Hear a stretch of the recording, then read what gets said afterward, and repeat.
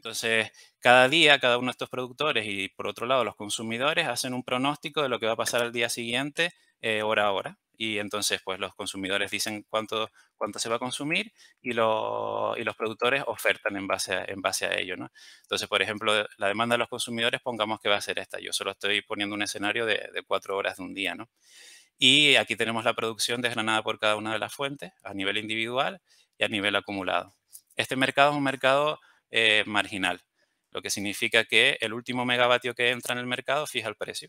Y además lo que se intenta es que sea lo más competitivo posible, por lo cual esos megavatios empiezan a entrar desde las energías más baratas, de tal manera que empezaríamos llenando esta demanda, ¿no? Esa curvita blanca que veíamos antes y empezamos a llenar con las fuentes energéticas, la empezamos a llenar con eólica, con solar, con nuclear, como vienen ordenadas en este esquema, ¿no?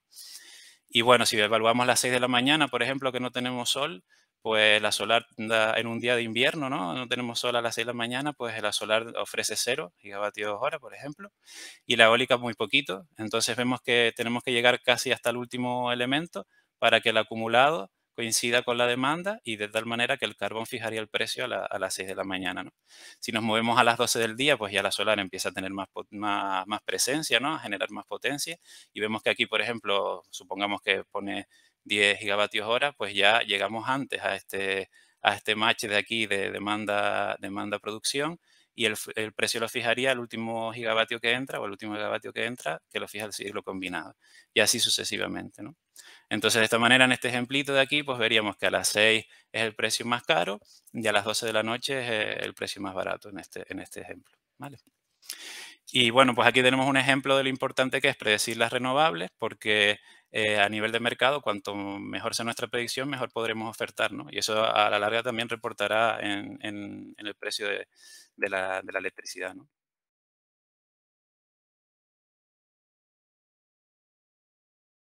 Bueno, pues aparte ya de lo que se ha hablado de mí en la presentación y lo que pueden ver en esta diapositiva, pues bueno, soy una persona apasionada por la ciencia, por la inteligencia artificial, este mundo que la verdad que está ahora bastante en auge, ¿no? Y particularmente en el sector energético y las energías renovables, que ha sido algo que siempre me ha llamado la atención desde pequeño, ¿no? Y quiero compartir un poco el trabajo que he realizado con los compañeros del grupo Gota en este proyecto Grider, ¿vale? Ellos me han pedido que hable un poquito también de varios temas, ¿no? En principio vamos a hablar un poquito del sistema eléctrico, después vamos a hablar un poquito a nivel divulgativo, ¿no? De cómo consumimos la energía, del mix energético, que creo que es algo que ahora estamos teniendo mucho en la cabeza y en las conversaciones con nuestros familiares y allegados, ¿no? Un poquito hablar también del mercado eléctrico y luego lo que comentó nuestro compañero Juan Carlos sobre el trabajo que he realizado yo en el proyecto GRIDE, orientado a la predicción del recurso renovable, ¿no? Enfocado a la irradiancia solar y a la velocidad del viento con modelos mesoscalares y técnicas de Machine Learning. Y un poquito al final, a darle unas pinceladas de una técnica que empleé de Down Selection para saber realmente qué es lo importante, ¿no? Porque hablamos ya pudieron ver la cantidad de Big Data que manejamos, ¿no? La cantidad de información que utilizamos y a veces es importante saber seguir la traza de qué es lo importante, qué es lo que no, para poder maximizar nuestro cómputo y nuestro tiempo a posteriori, ¿no?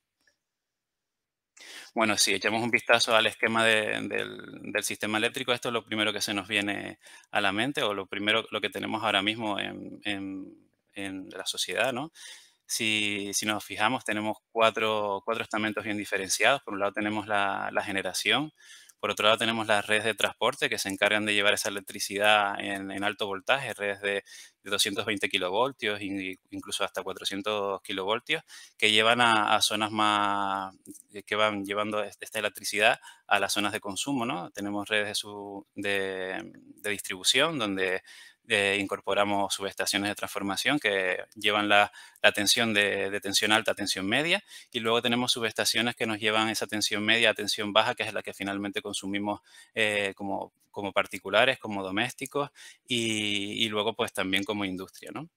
Y un poco en contraparte, pues podemos hablar de los sistemas, esto sería un sistema centralizado, ¿no? En el que la electricidad fluye en cascada, ¿no? Tenemos un núcleo donde se genera la electricidad y eso se ramifica y va hasta parar al consumidor, donde el consumidor es un elemento pasivo que simplemente está ahí esperando a que le llegue la electricidad, ¿no? Entonces, en contraparte, pues tenemos los sistemas de generación distribuida, ¿no? Que vienen a ligarse mucho con el proyecto Grider y con el concepto de Smart Grid, por la necesidad de ambos conceptos que deben estar interconectados, ¿no? En los sistemas de generación distribuida, pues tenemos muchos nodos donde la producción es generalmente más cercana al consumidor, no la tenemos tan alejada que normalmente los sistemas de generación centralizada la tenemos alejada por temas de seguridad y por temas de control de las condiciones de estabilidad de la red, ¿no? En este caso, los sistemas de generación distribuida plantean nodos más cercanos de la población y en los cuales pues todas estas conexiones son bidireccionales, ¿no? Cada una de estas conexiones son bidireccionales y bueno, los consumidores no son elementos pasivos, sino también son elementos activos, poseen producción energética que vierte a los diferentes nodos. Entonces la red, pues bueno, debe debido a ese gran flujo de información, ese gran flujo de energía por diferentes canales, pues debe estar bien parametrizada y bien gestionada de manera inteligente, ¿no? Ahí es donde surge el concepto de las smart grids, ¿no? Y es donde vemos ahí la importancia quizás de las técnicas de inteligencia artificial, de los modelos predictivos, de los modelos de optimización y de la automatización y el control, ¿no? Esto permite además pues acercar las energías renovables a la población porque debido a su fluctuación dado que los recursos renovables pues fluctúan durante el día, ¿no? No tenemos el mismo sol a todas horas ni el mismo viento, pues hacer ese control de la red en sistemas centralizados puede ser más complejo y en sistemas distribuidos, pues al estar más cerca del consumidor, ese control es más cercano, ¿no? Al punto de generación. Y bueno, si vamos a hablar un poquito de cómo ha ido evolucionando la forma en la que consumimos, me dicen si pueden ver ya el esquema este. Esta es una página web de la Agencia Internacional de la Energía y vamos, si nos centramos, por ejemplo, en España y evaluamos cómo ha ido evolucionando el consumo energético, la generación por fuentes de energía, vemos que el mix ha cambiado a lo largo de los años, ¿no? Allá en la década de los 90, pues teníamos un mix que primordialmente estaba compuesto por carbón, por nuclear y también por hidráulica, ¿no?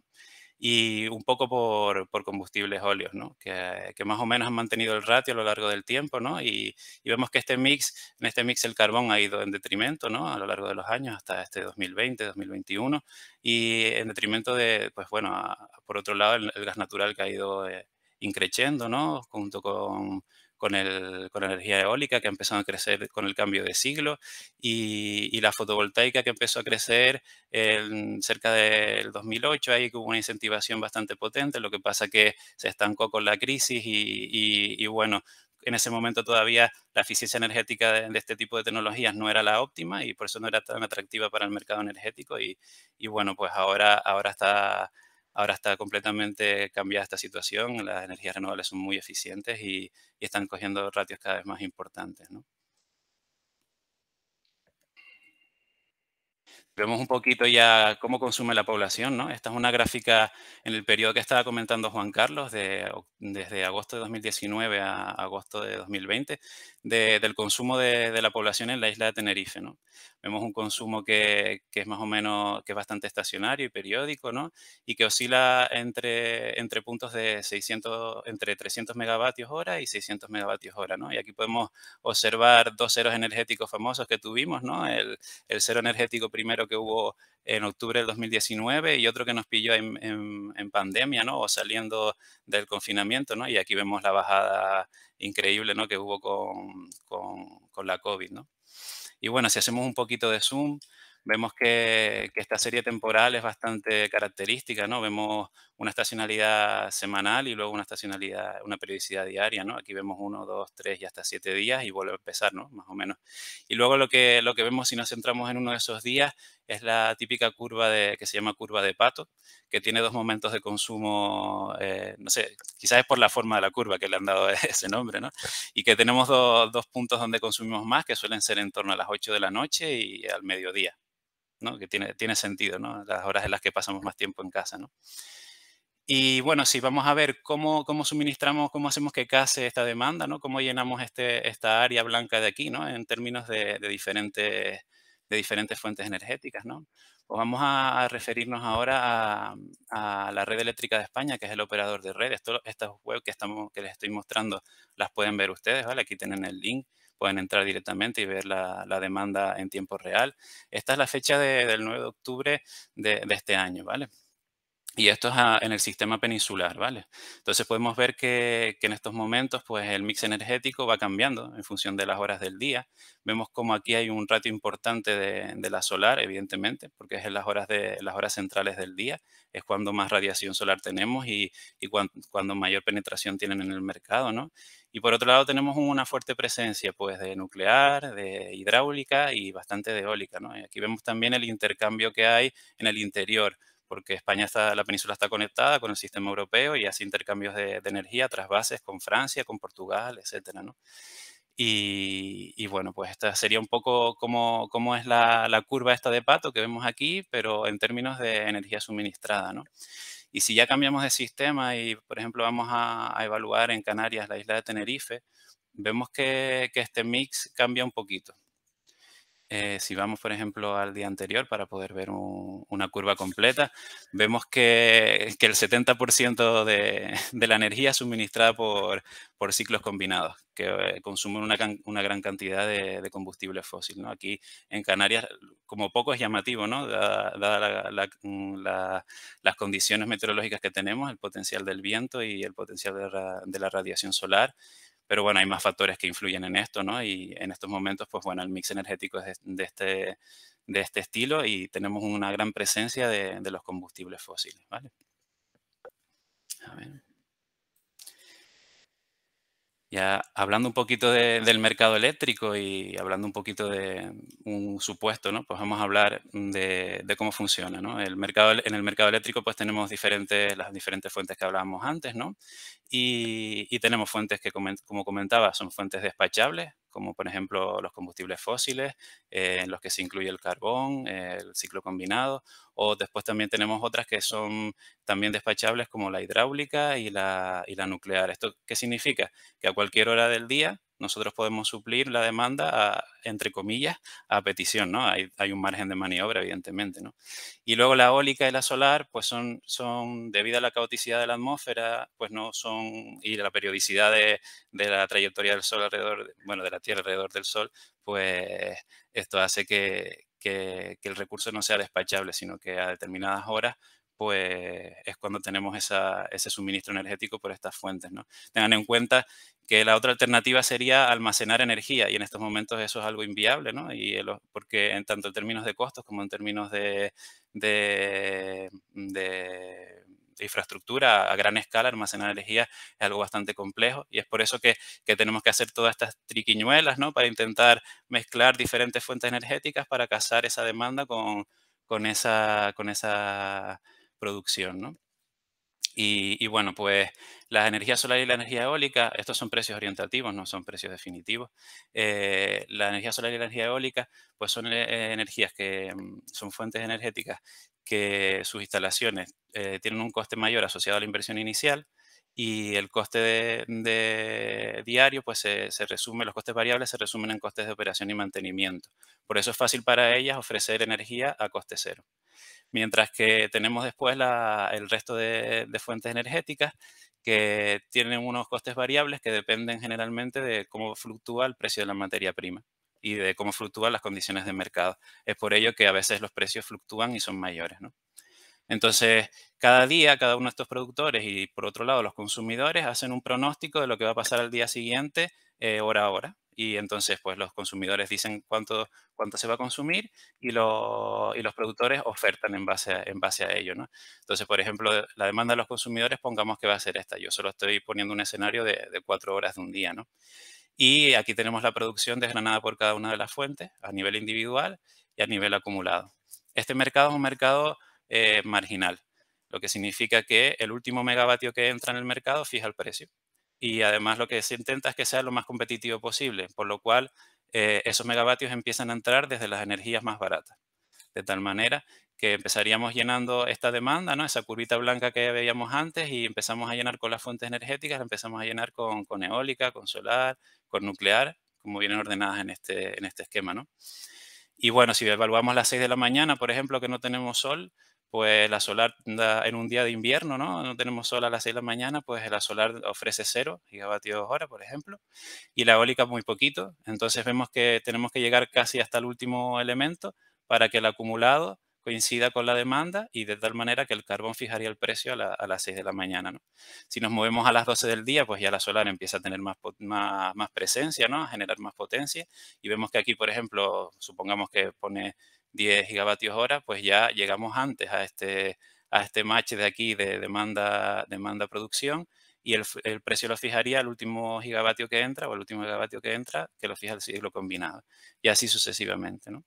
Entonces, de esta manera, en este ejemplito de aquí, pues veríamos que a las 6 es el precio más caro y a las 12 de la noche es el precio más barato en este ejemplo, ¿vale? Y bueno, pues aquí tenemos un ejemplo de lo importante que es predecir las renovables, porque a nivel de mercado, cuanto mejor sea nuestra predicción, mejor podremos ofertar, ¿no? Y eso a la larga también reportará en el precio de la electricidad, ¿no? Por otro lado, ya hablamos del mercado, pues ahora vamos de la operación de red. Aquí tenemos a los compañeros de Red Eléctrica de España ahí pendientes de, todos los nodos del sistema, ¿no? Y sus principales preocupaciones son estas tres.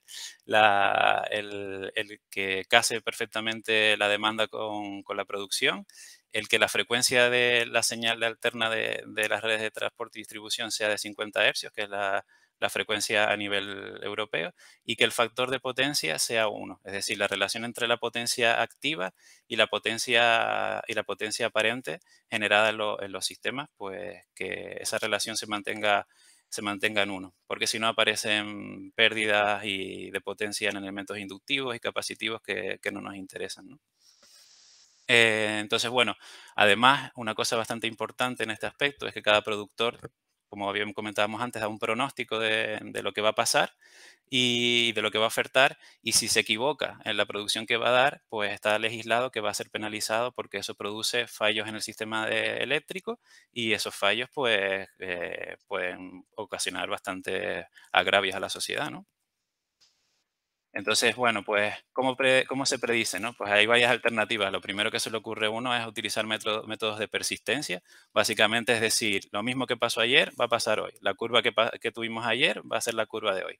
Estos métodos, pues bueno, realmente no son los más efectivos porque no consideran nada de lo que está pasando en el entorno, sino simplemente se refieren a lo que ocurrió. Y bueno, pueden ser importantes, pueden ser buenos o válidos en términos de irradiancia, porque bueno, a cielo despejado, la posición relativa del Sol entre 2 días, pues no cambia mucho, pero si te aparece una nube al mediodía, ya te fastidiaste de la predicción, ¿no? Y bueno, son predicciones que no son precisas, sobre todo a nivel también de velocidad de viento, ¿no? Precisamente por eso, porque no consideran la caoticidad de la atmósfera, ¿no? Que es básicamente lo que se dedica aquí los compañeros del grupo GOTA a interpretar y a predecir, ¿no?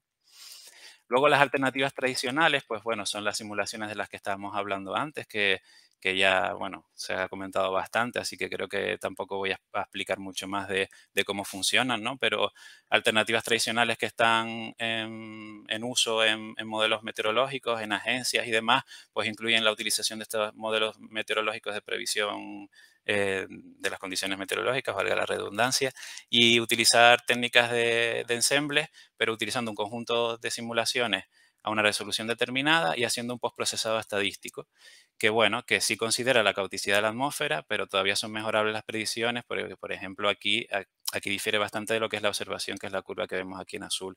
Esto pues se debe quizás en parte a que no hay una alimentación. O sea, estas predicciones son, entre comillas, ciegas a lo que se está observando en el momento, ¿no? Y lo que planteamos nosotros ahora en el proyecto Grider pues es incluir técnicas de inteligencia artificial que combinen la información que nos da estas simulaciones y se entrenen esos algoritmos para casar esas simulaciones con las observaciones que estamos midiendo en estaciones meteorológicas, ¿no?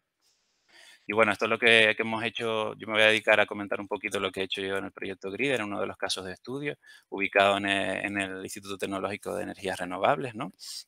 en el que, bueno, como comentaba, datos observacionales de de las dos estaciones que se comentaron anteriormente, Solten que nos da la irradiancia y la estación Torre que nos da velocidad de viento a dos alturas. Y luego tenemos simulaciones de datos que vienen de los modelos globales basados en el WRF, con diferentes parametrizaciones de la placa límite planetaria, de la microfísica de las nubes y esquemas radiativos, ¿no? Y bueno, el esquema es el habitual en un proceso de Big Data en el que, como comentaban los compañeros, pues se hace una generación o una ingesta de datos que ya existen en el caso de los datos observacionales, que son posteriormente normalizados, transformados, validados, ¿no? Se desarrolla un protocolo que los estandariza y define las variables que nos interesan, ¿no? Y a posteriori, pues entran los algoritmos que comentábamos, ¿no? Definimos esa búsqueda del modelo en el que vamos haciendo un estudio de los diferentes algoritmos que podemos utilizar, los entrenamos, los perfeccionamos, ¿no? Los testamos y los validamos, ¿no? Y ya luego viene lo que sería el despliegue, que es que es la parte en la que yo no he estado tan presente en este proyecto y que sería el siguiente paso, ¿no? Que es hacer que estos modelos pues funcionen, ¿no? Corran todos los días y den esa solución personalizada y perfeccionada a diario, ¿no? Entonces, bueno, pues teníamos los tres modelos, ¿no? Que son el Arpech, el GEM y el GFS, uno francés, otro es canadiense y otro es americano. Y nada, generamos las simulaciones, las 45 simulaciones, dividimos el periodo aquel que comentaba entre del 19 y agosto del 20 en entrenamiento y testeo. Lo mismo hacemos con las observaciones que nos interesan. Entrenamos los algoritmos y los evaluamos y luego los comparamos para seleccionar los mejores candidatos y optimizamos sus hiperparámetros para dar con el mejor modelo, ¿no? En este proceso, si nos centramos un poquito en el final, hablamos de diferentes algoritmos. Yo he probado algoritmos de distinta clase, desde lineales hasta árboles de decisión, pasando por máquinas de soporte vectorial, algoritmos de vecino más cercano y redes neuronales, en la que, bueno, este procedimiento es un poco escalado para también pensar en las necesidades de cómputo que vayamos a tener después, ¿no? En una primera fase se han analizado, bueno, cabe destacar que esto ha sido todo codificado en Python, ¿no? En el lenguaje de programación. Y bueno, se han probado todos estos elementos en configuraciones por defecto para ver cuál de ellos modeliza mejor la situación de cada uno de los problemas, ¿no? Y una vez comparado, se selecciona el top 5 de los candidatos, de los cuales se hace una hiperparametrización, una optimización de los hiperparámetros con una validación cruzada mediante búsqueda aleatoria, ¿no? Hacemos un espacio de búsqueda que va creciendo sucesivamente y vamos evaluando métricas de ajuste, métricas de performance, hasta que el error se disminuye, el error la precisión no mejora en más de un 1%, ¿no? Y a partir de ahí, pues con el mejor de los candidatos, pues ya hacemos una búsqueda más definida, una búsqueda exhaustiva en el espacio de búsqueda que más nos interesa, ¿no? Y bueno, hemos utilizado diferentes métricas basadas en la forma, como el coeficiente de determinación, o métricas basadas en el error o en el error relativo, que nos permiten discriminar si estos modelos son mejores unos que otros. Y bueno, cabe destacar que esos modelos han sido en general mejores que las simulaciones y mejores que los métodos de persistencia, por supuesto. Y bueno, un poquito a nivel de imagen, pues podemos mostrar aquí en este random split que se hizo, la zona de testeo, pues cómo casan los mejores modelos para viento y para irradiancia, ¿no? Donde vemos las observaciones en azul y el modelo en naranja, cómo casan ahí las predicciones con las observaciones dentro del margen de error que vemos con esa franja definido por el error medio absoluto, ¿no? Una vez llegado a este punto, nos queda la parte esa del down selection, de ver qué es lo importante, ¿no? Qué es lo realmente importante y qué es la basurilla, entre comillas, entre ese conjunto de simulaciones, ¿no? Y aquí se nos plantea una duda porque, claro, los modelos, cuanto más complejos son, más difícil es su explicación. Y generalmente los modelos más complejos en este tipo de sistemas caóticos son los mejores para hacer predicciones, ¿no?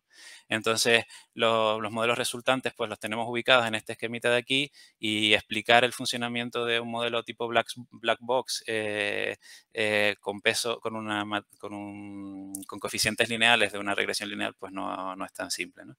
Entonces, nosotros aquí hemos planteado una técnica que se llama Local Interpretable Model Agnostic Explanations, que es una técnica comúnmente utilizada en modelos de clasificación, pero que también es útil en modelos de regresión, ¿no?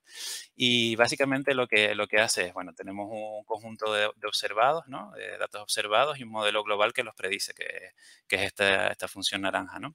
Y lo que hace se basa en que, bueno, a nivel local yo puedo explicar el modelo con un modelo más sencillo. Yéndonos al diagrama anterior, ese modelo complejo a nivel local, pues puede ser un modelo de tipo lineal, ¿no? Entonces, podemos explicar una instancia, que sería un punto de esto, a través de ese modelo, ¿no? Entonces, básicamente lo que se hace es, en ese vecindario de puntos, haciendo zoom sobre las predicciones, se mide una métrica basada en error, pues perturbando cada una de las entradas de manera iterativa, se perturba las entradas del modelo global y se compara la predicción del modelo global con la predicción del modelo local sencillo que tenemos ahí. Entonces ganamos una métrica basada en error que nos da esa importancia relativa de cuando he perturbado una simulación, pues este error se ha incrementado. Entonces, esta simulación realmente es importante, ¿no? Porque al cambiar la naturaleza de su predicción,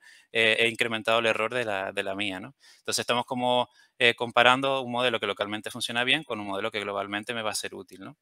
En este caso hemos utilizado modelos MLP, que son perceptrones multicapa, modelos de redes neuronales con 3 capas ocultas. Eh, y bueno, pues nada, lo que hemos planteado además es hacer un estudio estadístico probabilístico, ¿no? Repitiendo este proceso para cada una de las instancias del problema, de tal manera que generamos una estadística de cuál es la importancia que ha tenido cada una de las simulaciones en cada punto a través de su vecindario, conociendo información significante, ¿no? Y bueno, destacar un poco los resultados que nos ha permitido adquirir esta técnica de down selection. Aquí vemos los dos modelos, ¿no? Y aquí vemos el modelo entrenado para funcionar con 45 entradas y aquí vemos el modelo entrenado para el top, ¿no? El top de entradas que nos ha permitido utilizar el Lime es conseguir los mismos resultados, prácticamente indistinguibles entre ambos modelos, pasando de 45 simulaciones WRF a solo 6, ¿vale? En términos de velocidad de viento. Y en el caso de irradiancia, pues pasamos de 45 a solo 4, ¿no? Y como vemos, los resultados son bastante satisfactorios. El error medio absoluto en ese emplazamiento estamos prediciendo la velocidad de viento con un error de 1,2 metros por segundo, o sea que es bastante importante, ¿no? Y están todos dentro de los mejores márgenes de resultados que se pueden observar en la literatura, tanto para una variable como para la otra, ¿no? Y algo que me pareció llamativo al analizar esa importancia, ¿no? Y es el puntito final de este trabajo en el que estuve, es que esa importancia mostraba, ¿no? Como hicimos un estudio estadístico probabilístico, esa importancia mostraba una desviación importante, ¿no? Y yo decía, ¿y por qué es esta desviación? Pues esta desviación se debe a que existen dos modos de importancia. Esos dos modos de importancia es curioso porque aquí las estamos poniendo en ranking de más importante a menos importante, divergen, ¿no? Cuando nos acercamos a las más importantes y convergen, y además convergen hacia cero cuando la simulación pues no me aporta información, ¿no? Entonces, filtrando por las características de estos modos en las condiciones meteorológicas y en las condiciones de operación de los parques eólicos y de las plantas fotovoltaicas, vimos que las simulaciones más importantes de estos top que hemos conseguido obtener gracias al Lime, pues lo son porque gracias a ese modo que vemos aquí, o ese modo refleja que son capaces de captar las condiciones no típicas de la meteorología del clima. Condiciones y además en condiciones de operación importantes para los aerogeneradores, como son la velocidad de arranque y la velocidad de corte y la velocidad de potencia nominal, y cómo son las condiciones meteorológicas en las horas de más sol, ¿no? Donde tenemos más radiación. Donde que aparezca una nube sí es importante porque baja significativamente la irradiancia o la radiación que llega a las placas fotovoltaicas y por tanto la energía que podemos producir, ¿no? Y bueno, esto era un poquito lo que les quería contar. Espero que les haya gustado, ¿no? El método propuesto al final lo que hace es juntar simulaciones meteorológicas, observaciones y al final, pues, en un proceso en el que procesamos los datos, estudiamos técnicas, diferentes algoritmos de Machine Learning y incluso de Deep Learning, modelos hacemos la selección de modelos y la optimización de los mismos y el down selection, pues damos con un pasito más, un puntito más hacia esa predicción más precisa de los modelos del recurso renovable, que es tan útil pues para esas cosas que estaba comentando antes, como la integración en el sistema eléctrico, la penetración en el mix energético y demás, ¿no?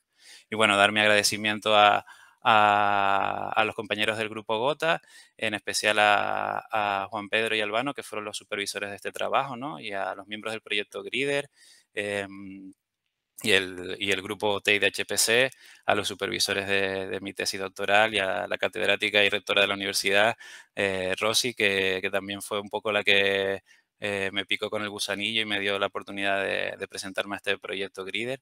Y bueno, tanto a la cátedra como a DISA, que sé que es una de las empresas que participa activamente en esta cátedra, que me da trabajo y que me ha permitido venir a esta reunión. Así que Muy nada, bien, muchas gracias y con cualquier duda, pues me comenta, sin muy problema. bien. Muchísimas gracias, Luis, Juan Carlos y Juan Pedro. La verdad que ha estado espectacular porque han pasado de los amigos Hasselman y los otros dos, que no me acuerdo el nombre, de los Nobeles, hasta cómo lo han aplicado ustedes al entorno canario, a las máquinas que utilizan y gracias a que tienen lo que tienen en la universidad y en el ITER, y luego aplicación práctica directa con el Grider y ya bajando al tema de los modelos, comparativas, el WARF con los Machine Learning, etcétera. La verdad que ha sido todo un espectro completo y sobre todo lo que más me gusta y me llama es la importancia que tiene para la sociedad canaria en sí, ¿no? Todo esto, ustedes colaboran con el gobierno de Canarias, colaboran con ITER, con Cabildo, ustedes colaboran con todo el mundo, con lo cual ahí tienen una labor súper importante que hacer y seguir animando a los alumnos que han hecho trabajos realmente buenísimos y espectaculares, ¿no? Si alguien tiene alguna pregunta, la puede hacer por el chat o levantar la mano y la podríamos hacer. Yo tengo un par de curiosidades y una de ellas es, no sé si se han planteado ya algo con lo de La Palma, o incluso les han Involca, Pevolca, etcétera, etcétera, todos los que están ahí metidos. Igual, no sé si se podrían hacer algún tipo de, o es imposible por las características tan complejas del sistema, ¿no? Las predicciones de lo que está pasando allí con el clima no, meteorología, temas de vientos, no sé si han pensado algo o se podría hacer algo, no lo sé. Desde mi Hemos, ignorancia. hemos hecho algo en esa línea, ¿no? Por ejemplo, las predicciones meteorológicas que usa Involcan se hacen en TEI de HPC y hemos ayudado a configurar, hemos resituado, digamos, un dominio a 1 kilómetro justo sobre La Palma. Entonces, el ITER ahora mismo saca a una resolución de 1 kilómetro las predicciones sobre La Palma, que son las que abastecen, digamos, las demandas de Involcan o de cualquier otra institución, ¿no? La reconfiguración de ese dominio la hemos hecho en colaboración con ITER, ¿no? Genial. Con lo cual, felicitarles una vez más porque es directo a la sociedad, ¿no? Y más a La Palmera, que ahora necesita tanta ayuda Sí, sí. en estas semanas que vamos, ¿no? Sí, Mira, sí. por aquí hay la verdad es espectacular. La verdad es una pregunta de Pedro Apeles Díaz Ortiz. Dice que dentro del estudio de las Smart Grids se está realizando algún avance en el estudio de la implantación de la figura de los agregadores independientes y las microredes eléctricas con los mercados y servicios del sistema eléctrico que se abren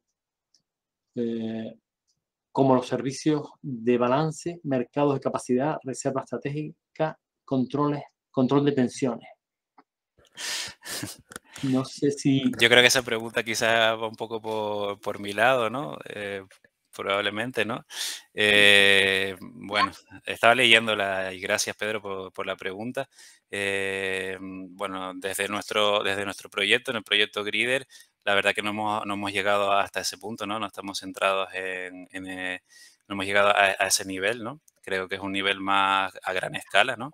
Pero sí es verdad que hay proyectos que se están haciendo en temas de integración y en temas de Smart Grid. Hay un proyecto que se llama Smart City Málaga, que se lleva haciendo desde hace varios años en la península. Creo que puedes buscar información sobre él, aunque intuyo que por lo técnica que ha sido la pregunta ya controlas sobre el tema, ¿no? Y luego quizás hay un referente bastante importante para Canarias a nivel de microredes, que es Hawái. Hawái es el laboratorio de Estados Unidos en temas de microredes, integración de renovables y demás. En ese sitio, ¿no? Y además tenemos una referencia bastante buena de cara a Canarias porque compartimos la insularidad, el sistema aislado, la variabilidad climática y condiciones similares, ¿no? Entonces, pues bueno, en ese sistema sí que se está trabajando desde hace muchos años en microredes. Se ha empezado a trabajar sobre todo con fotovoltaica y bueno, te recomiendo que busques información sobre eso, que quizás pueda ser más detallada de la que te pueda dar yo, pero vamos, que hay un montón de trabajo hecho en ese campo y ojalá nosotros en el futuro pues podamos seguir esos pasos y con los conocimientos que vamos adquiriendo y la experiencia y los errores también de otra gente, pues hagamos una buena integración a través de microredes, controles de carga, reserva estratégica energética, todos esos comentarios, todos esos aspectos que comentas. Perfecto. Luis, ¿tienes otra preguntita de Ginés León, miembro de la cátedra, amigo y muy participativo? Pregunta que ¿cómo se notó en el consumo el periodo COVID? ¿Cambiaron los patrones de consumo eléctrico o se mantuvo igual? ¿Cómo se nota el consumo? Yo creo que se mostró bastante en la gráfica, ¿no? Ahí vimos como durante el COVID, ¿no? Durante la pandemia, pues hubo ahí una bajada del consumo energético, ¿no? Piensen también que esa gráfica que mostramos ahí refleja el consumo de diferentes sectores, no solo el sector de la vivienda, ¿no? El sector particular, sino también está el sector servicios, el sector industria, y todo eso se vio bastante resentido durante la COVID, y que claro, eso proporcionaba, o sea, suponía una importante parte del consumo y evidentemente bajó, ¿no? También les felicite, que me olvidaba. Muchas gracias. Amanda María del Olmo García hace una pregunta. Dice, ¿hay alguna predicción sobre cómo afectará la erupción de La Palma en la meteorología de Canarias a medio plazo? Tengo entendido que las erupciones suelen bajar la temperatura. No sé si... Sí, digamos, no tenemos hecha ninguna predicción, pero como comentábamos, el efecto de los volcanes en el clima global es fundamental, ¿no? Uno de los efectos, como estamos viendo los volcanes, es la emisión de cenizas, ¿no? Nosotros en el campo de la atmósfera le denominamos aerosoles, ¿no? A cualquier partícula sólida o líquida que esté suspendida en la atmósfera, ¿no? Efectivamente, los aerosoles, en este caso de origen volcánico, tienen el efecto de reducir la temperatura global del planeta. Pero, digamos, eso está asociado a grandes erupciones, ¿no? Erupciones donde la eyección de masa es en la estratosfera, por encima de 10, 11, 12 kilómetros. Afortunadamente no tenemos esa tipología en La Palma, ¿no? Pero hay ejemplos, el Pinatubo, el Chichón, que sí tuvieron ese potencial explosivo de eyectar esa masa en las capas más altas de la atmósfera, ya digo, en la estratosfera, y donde ahí el efecto sí es global, ¿no? Por ejemplo, la nube de polvo del Pinatubo dio varias veces la vuelta al planeta, ¿no? O también la emisión del famoso dióxido de azufre, que al final, por reacciones químicas, acaba formando partículas sólidas, ¿no? Ya digo, afortunadamente el potencial explosivo del volcán de La Palma, creo, no tiene esa posibilidad de afección al clima, donde, como digo, sí sería la de disminuir la temperatura, ¿no? Tendrá efectos regionales locales, más bien, pues, digamos, de calidad del aire, ¿no? Ahí sí que el efecto es importante. Estupendo. Bien, Pedro da las gracias y Carlos Domínguez hace una pregunta para Juan Carlos esta vez. muchas felicidades por la presentación y mi pregunta es sobre el preprocesado y el postprocesado, del que hablaba Juan Carlos antes, ¿no? Ahí usan un clúster de Big Data. Pregunta, ¿no? Ahí usan un clúster de Big Data. ¿Ese clúster está también manejado con Docker Swarm? Gracias. Bueno, gracias, Carlos, por la pregunta. Bueno, para el tema del preprocesado y el postprocesado, no lo estamos haciendo con Docker Swarm. Lo que estamos haciendo es a través del sistema de gestor de colas locales del clúster, pues estamos realizando el procesamiento. O sea, aquí básicamente tenemos Big Data, lo que pasa es que no es el concepto tradicional de Big Data. Aquí lo que tenemos es muchos datos asociados a una simulación que tenemos que procesar de manera casi secuencial, ¿vale? Con lo cual no podemos aplicar las técnicas de Big Data para el postprocesamiento en paralelo de esa información.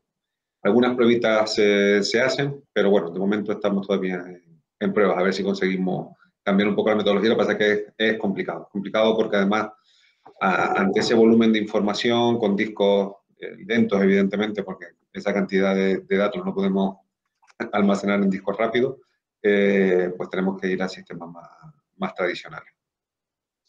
Genial. Muchas gracias. Quizás ahí se entran la posibilidad de TFM y TFG para poder experimentar nuevas soluciones. Sí, sí. De hecho, estamos ahora también cambiando, estamos rediseñando todo el sistema de almacenamiento, yéndonos a sistemas de archivos distribuidos, tipo Ceph, para la gestión descentralizada de todos esos datos. Y bueno, estamos cambiando, lo que claro. El problema es el volumen de datos, ¿no? Que es un volumen un poco excesivo. No, es espectacular, ¿no? La verdad que sí. ¿Hay alguna pregunta? ¿Alguien la quiere hacer en directo o por el chat? Si no, ya vamos terminando. Se ha alargado un poquito, pero el tema es apasionante, con lo cual hemos estado todos los 30 y tantos desde el principio hasta el final. Y de agradecer. No hay ninguna pregunta más, con lo cual, nada, cerrar ya el webinar agradeciendo de nuevo a Luis, a Juan Carlos y a Juan Pedro y a todo el grupo GOTA por participar aquí. Estamos, desde la cátedra estamos para lo que estamos. Tanto Caja 7 como la universidad lo tienen clarísimo. Esto forma parte de la difusión. Tenemos que hacer llegar a todo el mundo, a toda la sociedad, a todos los planetas, qué es lo que se hace aquí, cómo podemos ayudar. Ya se acercan empresas también que quieren colaborar, que quieren hacer cosas. Grupos de investigación irán apareciendo poco a poco. Aquí hay muchos y muy buenos en la Universidad de La Laguna, con lo cual, desde la cátedra estamos encantados de ser los transmisores de difusión, temas de formación también. La semana que viene tenemos un curso de Open Data bastante importante y bueno que se va a dar ahí. Y, por supuesto, la investigación, que en este caso era una difusión de toda esta investigación que se ha realizado con unos resultados simplemente espectaculares. Muchas gracias a los tres, a todo el grupo y nos vemos en el próximo webinar. A ustedes, muchísimas gracias y felicitaciones por el trabajo. Gracias a ustedes. Muchas gracias. Gracias a todos. Gracias.